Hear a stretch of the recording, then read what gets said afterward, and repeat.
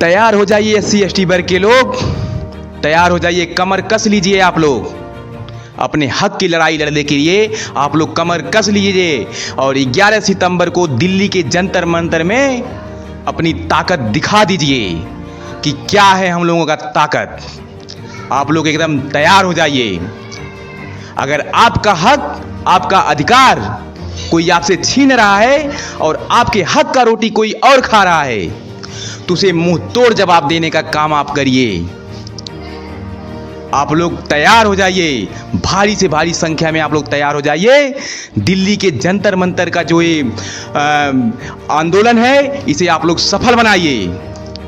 जितने भीमराव अंबेडकरवादी हैं इस आंदोलन को एकदम सफल बनाइए और इतना बड़ा आंदोलन बनाइए इसको कि आने वाले समय में कभी एससी एसटी विरोधी भारत देश में ना दिखे। सब में भाईचारा हो, सब में एकता हो और मेरा भारत अखंड भारत हो। एक नया भारत बनाइए जहां जात पात की व्यवस्था खत्म हो जाए। आप लोग अपने हक के लिए लड़िए, अपने हक के अधिकार को समझिए। क्या आपका अधिकार है? आपके अधिकार को अगर आपसे कोई छीनता है तो आप उसे मुंह तोड़ जवाब दीजिए।